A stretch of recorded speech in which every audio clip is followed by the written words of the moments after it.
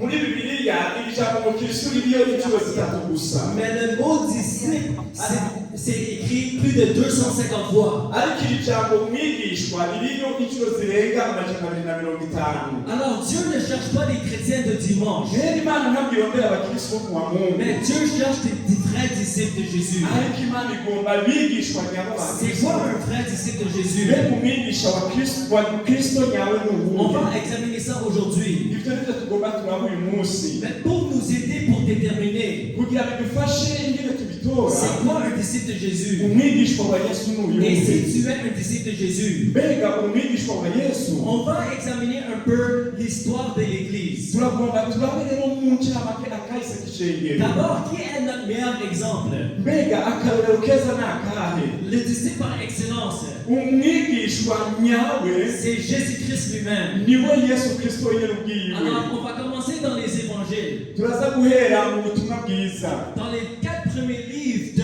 du Nouveau Testament. Mu bitabo bine by'isezerano rishasha. Parce que dans les 4 premiers livres du Nouveau Testament, Kuko mu bitabo bine by'isezerano rishya le seul exemple que tu devrais suivre, akarorero ushobora gukurikiza c'est Jésus-Christ lui-même. ni Yesu Kristo wenyine ubwiwe. L'apôtre Paul a dit, Pawulo yaravuze ngo imitez-moi comme moi j'imite Christ. munkurikire cyangwa munyigane nk'uko nanjye nigana On Kristo. doit être des imitateurs de Christ. Tubwirizwa rero kuba abakurikira Kristo cyangwa abigana Parce Kristo. que dans les 4 évangiles, Kuko mu butumwa bwiza uko ari bune la seule personne umuntu umwe qui avait l'Esprit de Dieu en lui, yari afise muhemu w'Imana muri et we l'Esprit de Dieu sur lui, kandi muhemu w'Imana akaba kuri c'était we. Jésus-Christ lui-même. Yari Yesu Kristo wenyine ubwiwe. Alors, on va examiner la vie de Jésus. Rero turaza kuraba ubuzima bwa Kristo. Quand il a commencé son ministère, Igihe yatangurana igikorwa ciwe il avait 30 ans. yari afise imyaka 30. Cette semaine, je suis devenu 32 ans. Jewe muri iyi ndwi nakwishe imyaka 32. Wow. Si Jésus était coréen, Yaba Yesu yari umukoreya c'est comme ça qu'il se ressemblait. nuko yabasa. Examinons la vie de Jésus. Rero turaba ubuzima bwa Yesu. Jésus s'est fait baptiser dans l'eau Yesu yarabatijwe mu mazi pour accomplir toute la justice de Dieu. kugira ngo ashitse ukugororoka kose kw'Imana. Il s'est baptisé par immersion. Yarabatijwe amanuka mu mazi. Il n'a pas pris des gouttes d'eau. Ntabwo ari mama Il bamushizeko. n'était pas baptisé quand il était bébé. Ntiyabatijwe igihe yari uruyoya. Il était baptisé adulte Ariko yabatijwe akuze par sa propre joie mu myaka yiwe akuze pour accomplir la justice de Dieu. kugira ngo ashitse ukugororoka kw'Imana. Quand Jésus est sorti de l'eau, Igihe Yesu yava mu mazi il a reçu le Saint-Esprit. yaciye yakira muhemu Il yera. a été baptisé du Saint-Esprit. Yaciye abatizwa muri muhemu Et yera. après, il est parti au désert Hanyuma yaciye agenda mu bugaragwa pour prier et jeûner pour 40 jours. kugira asenge kandi yisonzeshe iminsi 40. Et il a été tenté par le diable. Kandi aho yarageragejwe n'umugwanizi. Mais chaque fois que le diable le tentait, Ariko igihe cyose umugwanizi yagerageza il répondait avec la parole de Dieu. yishura akoresheje ijambo ry'Imana. La parole de Dieu est notre épée. Ijambo ry'Imana niryo nkota La yacu. parole de Dieu est notre seule arme offensive. Rero ijambo ry'Imana nicyo kigwanishwa cyacu cyo kurwana Qu'on dufise. peut utiliser contre le diable. Nicyo dushobora gukoresha imbere y'umugwanizi. Si Jésus a utilisé la parole de Dieu, Nimba Yesu yakoresheje ijambo nous ry'Imana, aussi on doit utiliser la parole de natwe Dieu. tubwirizwa gukoresha ijambo ry'Imana. Après que Jésus est sorti du désert, Yesu avuye mu bugaragwa il a commencé son ministère. yaciye atangura igikorwa Il ciwe. a entré dans le temple. Yarinjiye mu Il rusengero. a pris le livre d'Isaïe. Yaciye afata igitabo cya Il Yesaya. a dit l'Esprit de Dieu est sur moi Aravuga ngo muhemu uhora ari kuri jewe parce qu'il m'a oint kuko yasize amavuta pour prêcher l'évangile aux pauvres, kugira ngo mbwire abona ubutumwa bwiza, pour guérir les cœurs brisés, kugira ngo mwize abamenetse imitima, pour délivrer les captifs. kugira ngo mbohore ababoshwe. Et quand il a commencé à évangéliser, Igihe yatangura kuvuga ubutumwa, les premiers mots qu'il a déclarés, icya mbere yavuze il a dit répandez-vous yavuze ngo nimwihane car la royaume de Dieu est proche. kuko ubwami bw'Imana Et bubegereje. la Bible nous dit Kandi Bibiliya atubwira que ngo Jésus alla de mieux en mieux. ko Yesu yagiye mu kibanza kimwe no mu Il kindi, guérissait tous ceux qui étaient opprimés par le diable. yagiye akiza abo bose baboshwe Il n'umugwanizi, chassait les démons. yarakankamira Il abadayimoni, ressuscitait les morts. yakarakazura abapfuye. Mais Jésus a dit quelque chose d'étonnant. Yaravuze ikintu gitangaje. Il a dit tous ceux qui croient en moi Yavuze ngo abizera vont faire les mêmes choses que moi. bazokora n'ibyo nanjye Et même yakora, plus grand. kandi bazokora Parce que n'ibirengereje je vais aller au Père. kuko ngiye kwa data, Parce que comme le Père m'a envoyé, kuko nk'uko data yantumye maintenant moi je vous envoie. nanjye niko mbatumye Il a dit, attendez à Jérusalem, yavuze ngo murindirire i Yerusalemu que le Saint-Esprit viendra sur vous. kandi mpwemu yazoza kuri mwebwe. Alors après que Jésus est mort et ressuscité, rero igihe Yesu yapfa akazuka les disciples ont attendu dans la chambre haute. abigishwa barindiriye mu nzu yo Et hejuru la Bible nous dit, kandi Bibiliya yatubwira ngo dans les Actes des Apôtres, mu gitabo cy'ibyakozwe que le n'intumwa Saint-Esprit est descendu. yuko mpwemu yera yamanutse Et les disciples ont commencé à parler en nouvelle langue. hanyuma abigishwa batangura kuvuga mu ndimi Et zitandukanye les foules entendaient leur propre langage. abantu bari ngaho bumva indimi zabo Et ils ont entouré les disciples. hanyuma bakikiza abigishwa Près de 3000 personnes. hanyuma abantu bashika ibihumbi bitatu L'apôtre Pierre s'est levé. hanyuma petero yarahagurutse Il a dit, ces gens ne sont pas saouls comme vous le dites. arababwira ngo abantu ntibaborewe nk'uko mubyibaza Ça, c'est seulement 9h du matin. kuko murazi ko ari amasaha yo mu gitondo Mais ça, c'est la prophétie de Joël. ariko ubu n'ubuhanuzi bw'abavugishwa Il n'Imana a dit dans les yowe derniers jours, yuko bizoba mu minsi je y'iherezo répandrai mon esprit sur toute chair. yuko nzosuka mpwemu wanje ku bari n'umubiri Vos wose fils et vos filles prophétiseront. abahungu banyu n'abakobwa banyu Vos bazovugishwa jeunes gens auront des visions. n'abasaza banyu bazorota Vos inzozi vieillards auront des songes. kandi n'abasaza banyu bazorota inzozi Alors quand les disciples étaient remplis avec le Saint-Esprit, igihe rero abigishwa buzura mpwemu yera ils ont reçu la puissance de Dieu, baciye bahabwa ububasha bw'Imana l'habilité miraculeuse. kandi batangura gukora Et ibitangaza la Bible nous dit, Bibiliya iratubwira ngo quand les gens voyaient les disciples, igihe abantu babona intumwa ils savaient qu'ils n'étaient pas éduqués, bari bazi ko batize mais ils voyaient qu'ils étaient avec Jésus. bariko baramenye ko bagendanye na Yesu Pourquoi? Parce qu'ils ressemblaient à Jésus. kubera ko basa na Yesu Ils parlaient comme Jésus. bavuga nka Yesu Ils marchaient comme Jésus. bagenda nka Yesu Ils prêchaient comme Jésus. bavuga ubutumwa nka Ils Yesu guérissaient les malades comme Jésus. bakiza abarwayi nka Ils Yesu chassaient les démons comme Jésus. birukana abadayimoni Ils nka Yesu ressuscitaient les morts comme Jésus. bazura abapfuye nka Yesu Alors quand on établit la première église, rero igihe bari ishengero rya mbere c'était ça la caractéristique d'un disciple. bari ishengero rya mbere nibyo tubona ryerekana akaranga k'abigishwa b'ukuri Quelqu'un qui ressemble à Jésus-Christ. abantu basa na Yesu Un imitateur de Christ. abantu bakurikira Kristo Et la première fois qu'on les a appelés des chrétiens, igihe cya mbere batangura kubita abakirisitu c'était pas des non-croyants. C'était pas des non-croyants abatari barizeye qui se moquaient des disciples. abavuze yuko ari abigishwa Parce qu'ils disaient que c'était comme des petits Christ. kuko bababona ari nk'utwa Yesu dutoya Et c'est comme ça qu'on a reçu le mot chrétien. niho havuye iryo jambo ryitwa abakristo Où est l'église des actes des apôtres aujourd'hui? mbega ishengero ry'ibyakozwe n'intumwa uyu munsi ririhe Où sont les disciples de Jésus aujourd'hui? mbega abigishwa ba Yesu uyu munsi barihe J'aimerais vous partager quelque chose. nagomba ko dusangira ikintu kimwe Parce que ce que mon frère a partagé est très pertinent. kuko ibyo mwene data yasangije natwe ni ibintu bikomeye cyane Parce que pendant les premières 300 années, kuko mu myaka ya mbere les disciples se multiplièrent. intumwa zaragwirirana cyangwa abigishwa Ils baragwirirana avançaient le royaume de Dieu batangaza ubwami bw'Imana avec la puissance du Saint-Esprit. kandi ibyo bakabikora mu bubasha bwa mpwemu yera Mais il y a eu un événement qui s'est passé. ariko hari ikintu cyabaye Parce que le diable n'aimait pas ce mouvement. kuko shetani atigera anezererwa n'igikorwa nk'icyo Alors il a persécuté l'église. yaciye atangura guhana ishengero Les premiers disciples ont vécu beaucoup de persécutions. intumwa za mbere zabaye mu bihe bigoye by'uruhamo Parce que Jésus lui-même a dit, kuko Yesu wenyine ubwiwe yaravuze si tu veux vivre selon ma volonté, niwakora ibyo ugomba tu vas vivre la persécution. uzobaho mu ruhamo Si ils m'ont haï, nimba baranyase ils vont aussi t'haïr. namwe bazobanka Est-ce que tu es prêt à être persécuté pour Jésus? mbega uriteguye guhamwa ku bwa Kristo Parce que la persécution est une promesse kuko uruhamo n'isezerano pour tous ceux qui veulent suivre le Seigneur. abantu bose bakurikira umwami Et la Bible nous dit kandi Bibiliya iratubwira ngo qu'il y a des disciples qui ont été nourris à des lions. hariyo abakristo cyane abigishwa babaye ibyo kurya by'intambwe Il y avait des disciples qui étaient coupés en deux. hariyo intumwa zajyamo abigishwa baciwe mo kubiri Et spécialement dans la ville de Rome, cyane cyane mu gisagara cy'i Roma avec les empereurs qui étaient païens.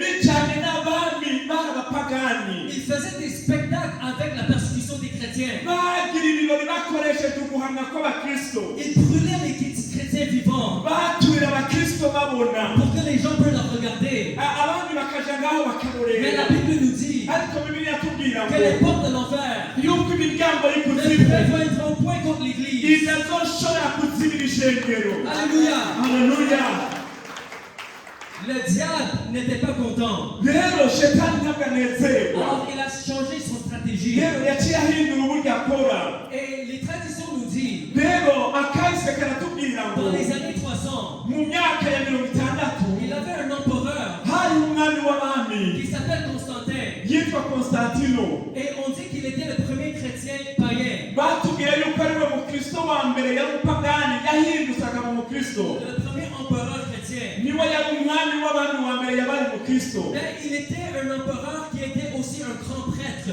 yari umwami w'abami hanyuma kandi acahabwa n'igiti cyo kuba umuherezi cyangwa umupatiri mukuru. Il était le grand prêtre du Dieu du soleil.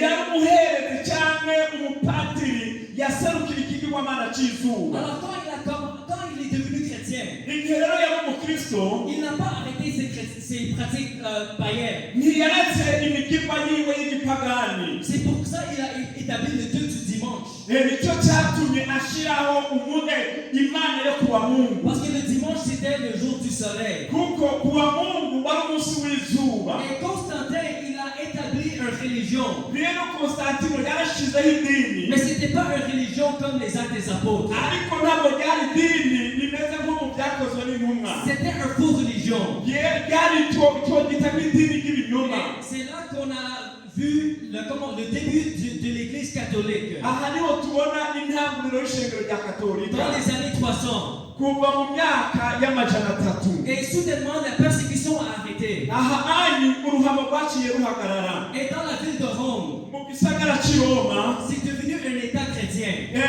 katolika ricyariba idini rya leta. Maintenant, les gens devenaient des chrétiens. abantu rero baca barihuta baza kuba abakristo.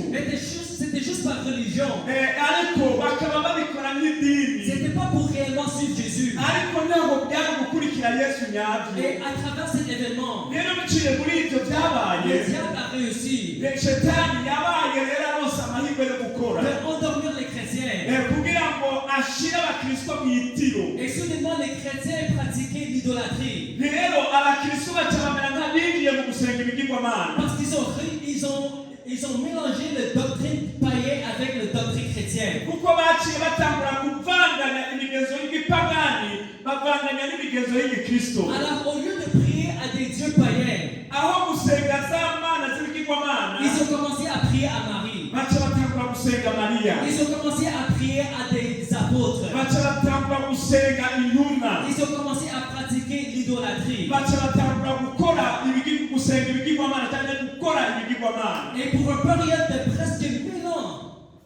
période de presque 1000 ans, ibyo byarakozwe kugera n'imyaka 1000. l'église catholique était très populaire. ishengero rya katolika ryaciye barurangiranwa. Quand les gens pensaient à l'église, igihe abantu biyumvira ishengero on pensait à l'église catholique. baca biyumvira ishengero rya On katolika. pensait au pape. bagaca biyumvira On papa. pensait aux prêtres. bagaca biyumvira abapatiri. On pensait au baptême de bébé. bagaca biyumvira umubatizo w'abana bato. On pensait aux grands bâtiments bagaca biyumvira amazu manini. avec les statues partout. bagaca babona bya bishusho bipanze hose. Pendant une période de 1000 ans. kumara nk'imyaka 1000. Mais 1000 ans après, nyuma y'imyaka 1000 Dieu a élevé un homme. imana yahagurukije Un umuntu. homme qui s'appelle Martin Luther. imana yahagurukije umugabo witwa Martin Luther. Et Martin Luther lisait la Bible. Martin Luther yarasoma bibiliya. Il voyait beaucoup de choses qui n'étaient pas correctes avec l'église catholique. yarabona ibintu bitajyanye byakorerwa mu ishengero rya katolika. Une chose qu'il a observée ikintu kimwe yarabye dans l'église catholique, mu ishengero rya katolika. ils ont commencé à vendre le pardon du péché. baciye batangura kudandaza ikigongo cy'ibyaha. Ça veut dire que si tu veux avoir le pardon de vos péchés, kwari kuvuga ngo niba ugomba guharirwa ibyaha tu peux donner l'argent au prêtre et tu vas être pardonné. wabwirizwa guha amafaranga umupatiri hanyuma ugaharirwa ibyaha. Même si tu avais un membre de famille qui était déjà mort naho ari umunyamuryango w'iwanyu yahereye et qui était en enfer, hama akaba ari mu muriro udahera. on disait que tu peux donner l'argent à l'église waba kugira ngo utanze amahera mu ishengero et la membre de ta famille peut être pardonnée n'uwo munyamuryango wawe arashobora et kubabarirwa elle peut aller au paradis. hanyuma akaja muri Mais paradis. Martin Luther, Martin Luther rero il lisait la Bible. yarasoma bibiliya. Il voyait plein de fausses doctrines yarabona yuko hariho inyigisho zitari zo dans l'église mu catholique. ishengero rya katolika. Alors il a il a commencé la réforme protestante. yaciye atanguza rero umuhari w'abaprotestani. Pourquoi on appelle ça protestant?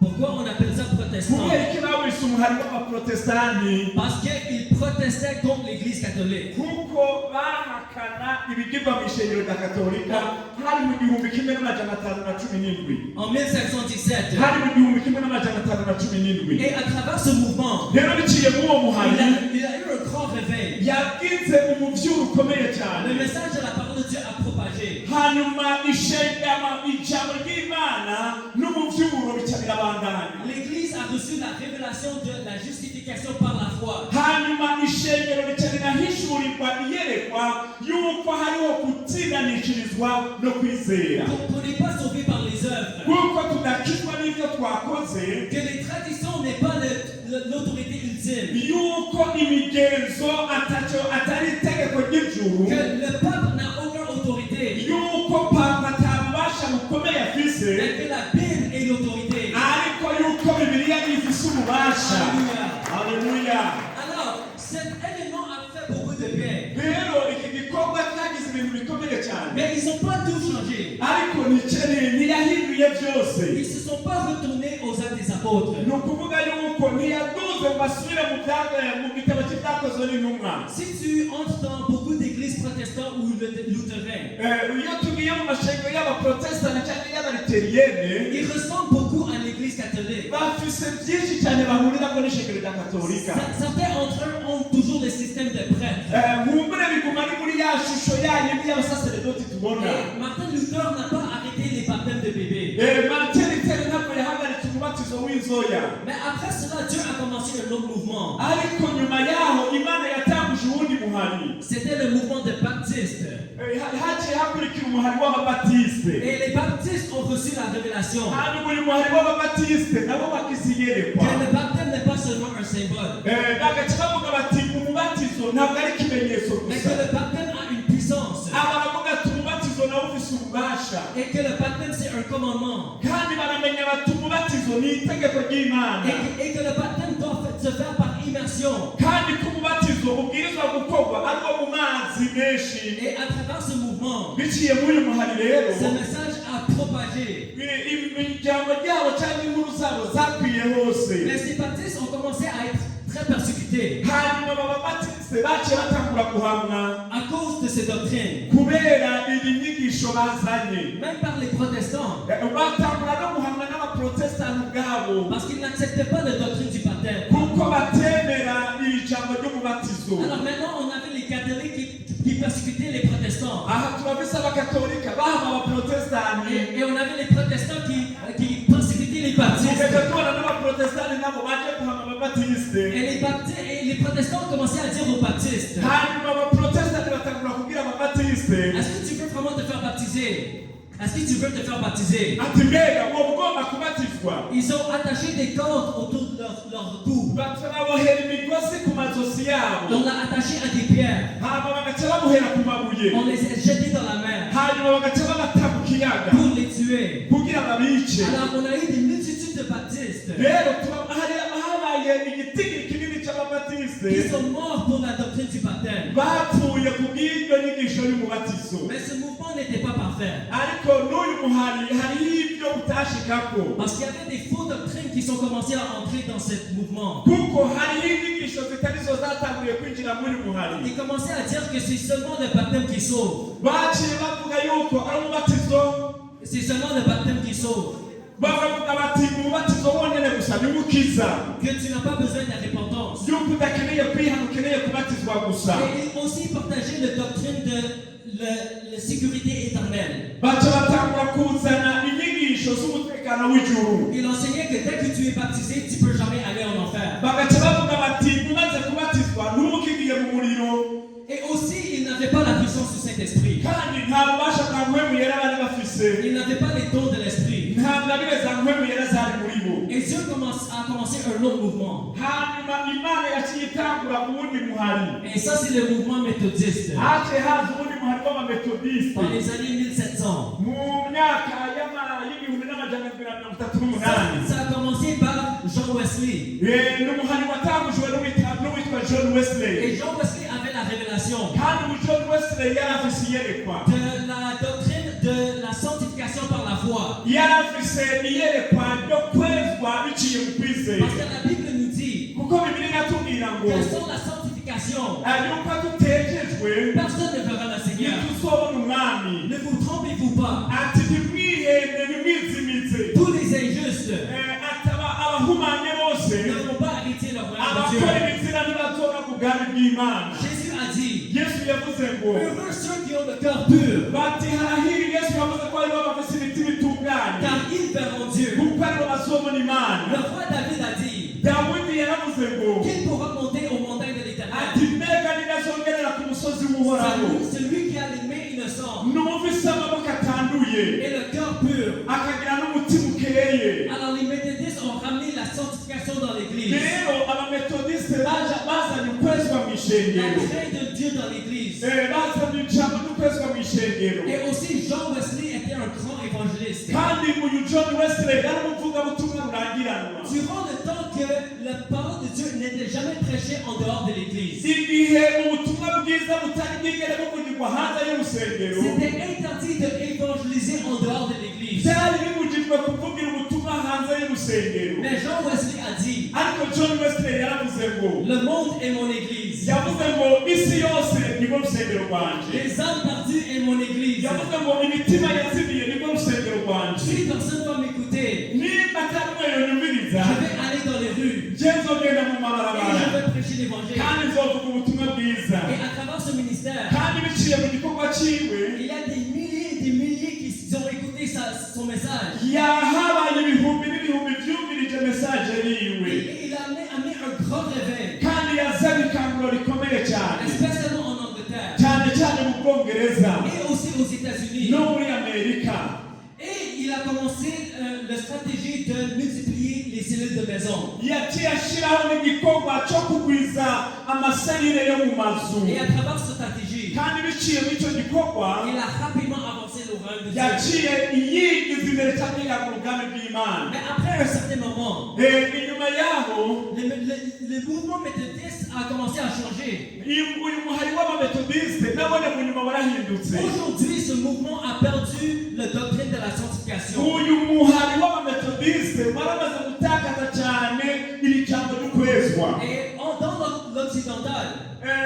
dans l'occidental, dans l'ouest où ni on vit, ukuvuga ngo mu bihugu by'uburengerazuba bw'isi il y a certaines églises hari amashengero amwe méthodistes y'abametodiste qui acceptent le mariage homosexuel. bemera abarongorana basangiye ibitsina Alors aujourd'hui, le mouvement méthodiste rero uyu muhari w'abametodiste s'est dévié de l'origine. baratakaje intumbero yabo nyamukuru Après le mouvement méthodiste, inyuma y'umuhari w'abametodiste Dieu a commencé un autre mouvement. Imana yacitanguza ubundi muhari Et c'est le mouvement pentecôtiste. ntihagiye hakurikira umuhari w'abapantekotiste Parce qu'avant le mouvement pentecôtiste, imbere y'uko umuhari w'abapantekotiste buza les gens ne parlaient pas en nouvelle langue. abantu ntabwo bavuga mu ndimi Les zitamenyekana gens ne prophétisaient pas. abantu ntibahanura ngo On bavugishwe ne voyait pas de signes et des prodiges. nta bimenyetso n'ibitangaza babona Mais un jour aux États-Unis, ariko umunsi umwe muri amerika il y avait un groupe de personnes. hariho umugwi w'abantu Ils ont décidé pour prier pour le baptême du Saint-Esprit. bahisemo gusenga kugira ngo basengere umubatizo wa mpemu yera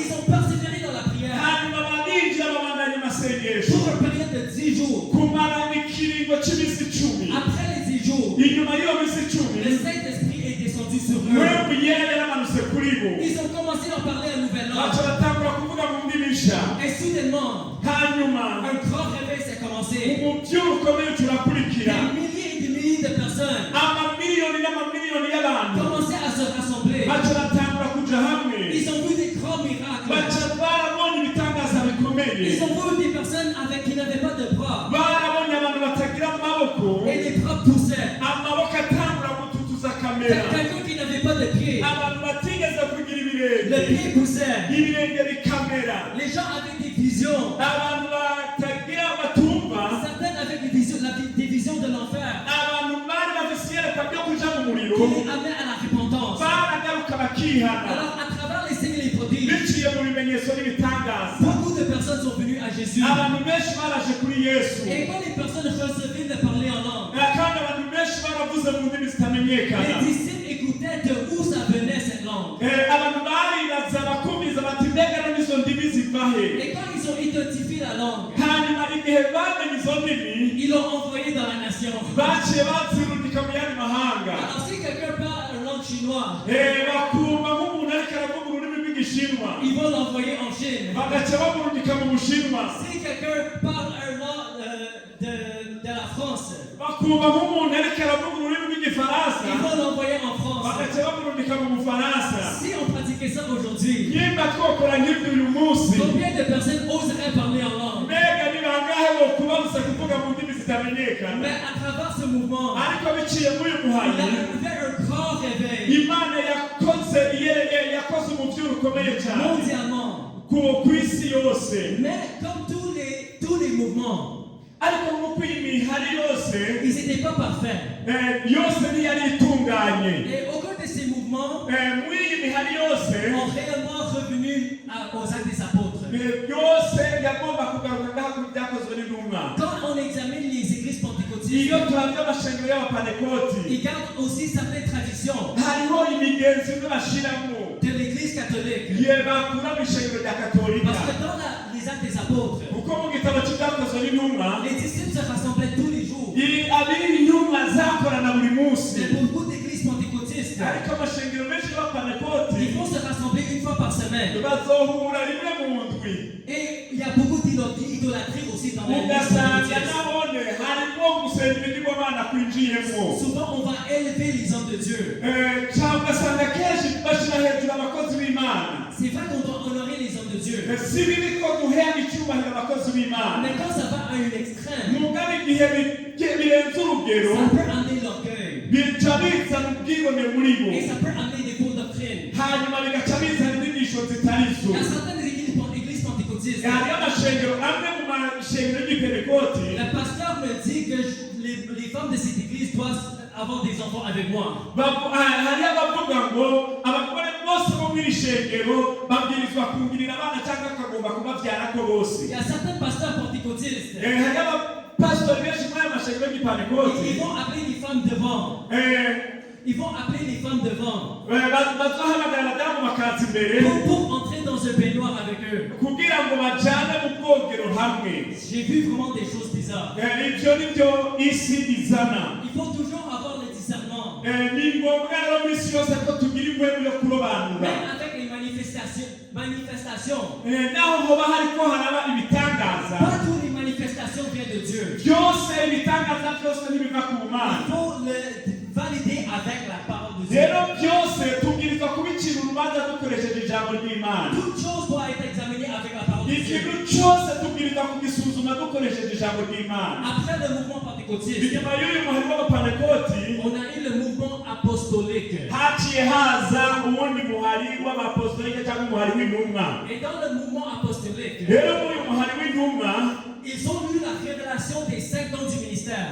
baciye bahishurirwa amabango atanu y'igikorwa. Ils ont eu la révélation que dans l'église, c'est pas seulement les pasteurs et les enseignants. baciye bahishurirwa yuko ishengero ritagirwa n'abapastori n'abigisha gusa. Mais il y a aussi des évangélistes. yuko habwirizwa kubamo n'abavugabutumwa. Il y a aussi des prophètes. yuko habwirizwa kubamo n'abahanuzi cyangwa abavugishwa. Et le rôle de ces dons du ministère, rero igikorwa cy'ayo mabanga atanu c'est pour équiper les saints ni ukugira ngo bafashe ishengero ry'Imana. pour l'œuvre du ministère. kugira ngo bifashe mu gikorwa cy'Imana. Et ils ont eu la révélation baciye bagira ihishurirwa que l'œuvre du ministère, yuko mu gikorwa cy'Imana c'est pas seulement pour les pasteurs, yuko atari icy'abapasitori gusa. c'est pour chaque enfant de Dieu, yuko ari icy'abana bose b'Imana. c'est pour chaque disciple de Jésus. yuko ari igikorwa cy'umwigishwa wese wa Parce Kristo. que Jésus a dit, kuko Yesu yavuze ngo si tu m'aimes, niwankunda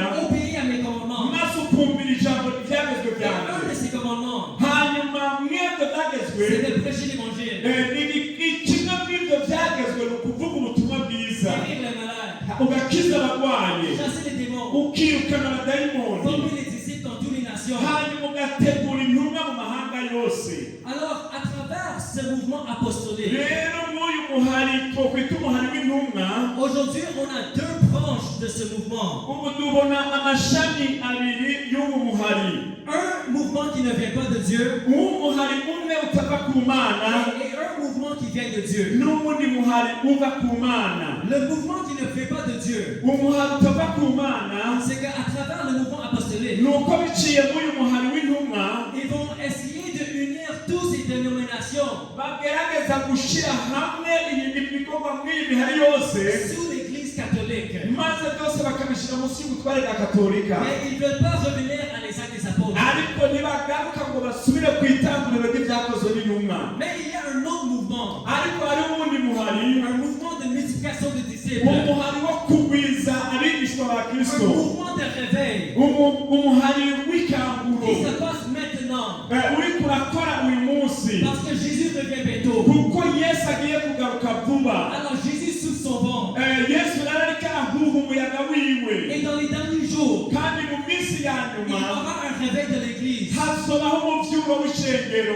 Il y aura un mouvement hazobaho umuhari des fils et des filles de Dieu w'abana b'Imana qui vont revenir à les actes des apôtres. bazogaruka ku rufatiro rw'ibyakozwe n'intumwa. Voilà la vision de Dieu. ngiryo iyerekwa ry'Imana. Alors je vous pose encore la question. rero ndabona kubaza ikibazo kandi, Est-ce que tu es un seul chrétien traditionnel mbega wowe uri umukristo asanzwe ou est-ce que tu es un disciple biblique canke woba uri umwigishwa wa Kristo comme dans les actes des apôtres? nk'uko byari biri mu gitabo cy'ibyakozwe n'intumwa? Et qu'est-ce qu'on voyait dans les actes des apôtres? icyo tubona ngaha mu byakozwe n'intumwa Ils ressemblaient à ni Jésus. uko basa na Yesu, Ils prêchaient l'évangile bavuga ubutumwa bwiza, avec les signes et les prodiges. bikurikirana n'ibimenyetso n'ibitangaza. La Bible nous dit qu'ils ont bouleversé le monde. Bibiliya iratubwira yuko banyiganyigije isi, Des simples pécheurs, abanyabyaha abarobyi basanzwe, pas des personnes éduquées. atari abantu bize, Parce que Dieu aime utiliser kuko Imana ikunda gukoresha les choses folles de ce monde ibintu bikengeretse by'iyi si pour confondre les sages. kugira ngo iyoberanye abanyabwenge. Dieu a utilisé un animal Imana yarakoresheje igikoko pour amener le faux prophète Balaam à la kugira ngo repentance. izanire umwigisha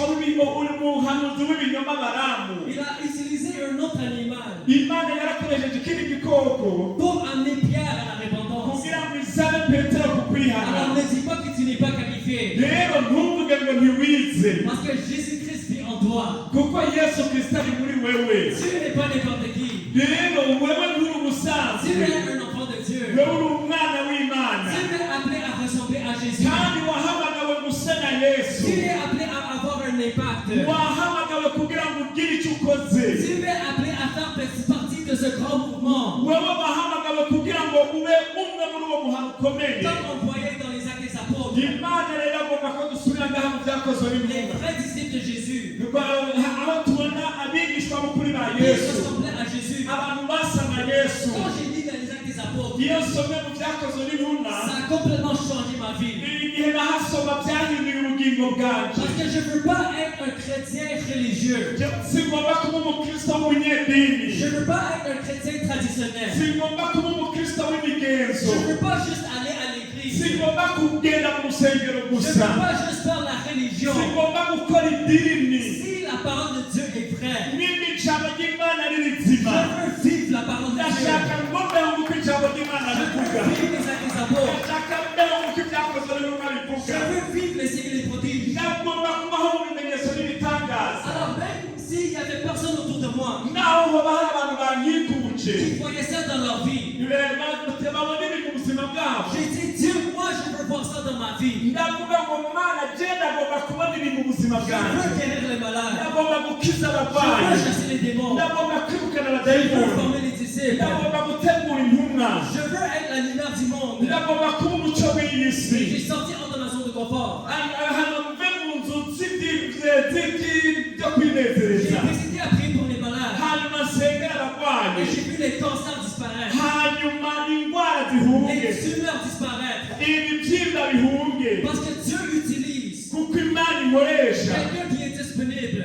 Quelqu'un qui est disponible. umuntu wese yitanze. Dieu ne cherche pas l'habilité. Imana ntigomba akamenyere, Il cherche la disponibilité. ariko Imana igomba umuntu yitanga. Est-ce qu'il y a des personnes qui peuvent être disponibles ce soir? mbega hari abantu bagomba kubwira Imana ngo ndi hano Est-ce nkoresha, qu'il y a quelqu'un qui peut être utilisé par Dieu ce soir? mbega hari abantu bagomba ko Imana ibakoresha kuri Je mugoroba. vous invite à vous lever debout. ndagomba amasabe iki? Parce que la Bible nous dit, Kuko Bibiliya iratubwira dans les ngo derniers jours, mu minsi ya je nyuma vais répandre mon esprit sur toute chair.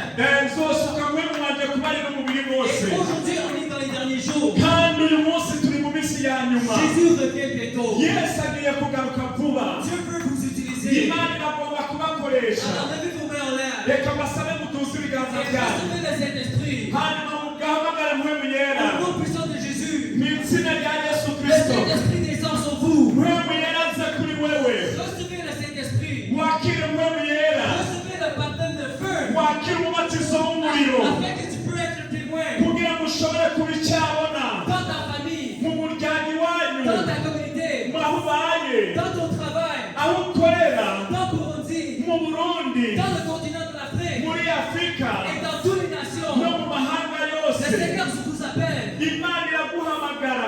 pour être la lumière du monde, Kugira ngo ube umucyo w'iyi pour si. revenir à les actes des apôtres, Kugira ngo dusubire ku byakozwe pour n'intumwa. vivre la parole de Dieu, Kugira ngo tubeho ijambo ry'Imana. avec les signes et les prodiges. Kugira ngo tubeho ibimenyetso Si vous n'ibitangaza. n'avez jamais parlé en nouvelle langue, Niba utigeze warigeze kuvuga mu rurimi parlez rutamenyekana. en nouvelle langue maintenant. Umuhageze aho uvuga mu ndimi Le zitamenyekana. Saint-Esprit descend sur vous. Mpwemu yera abe kuri wewe. Recevez le Saint-Esprit. Wakire mpwemu yera. Recevez le Saint-Esprit. Wakire mpwemu yera. Recevez le Saint-Esprit. Wakire mpwemu yera. Recevez le Saint-Esprit. Wakire mpwemu yera. Au nom puissant de Mu Jésus. izina rya Yesu Kristo. Mu izina rya Yesu Kristo. Mu izina rya Yesu Kristo.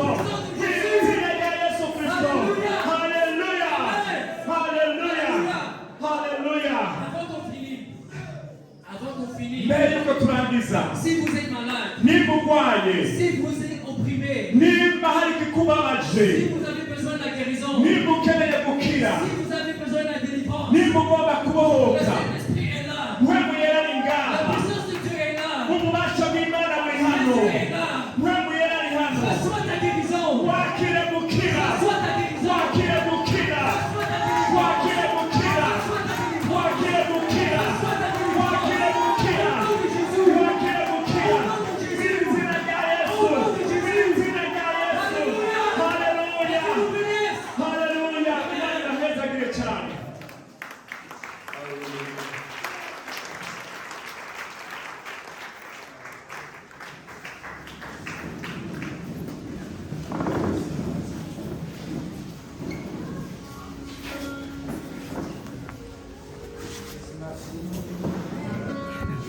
Kimwe, komera amashyi.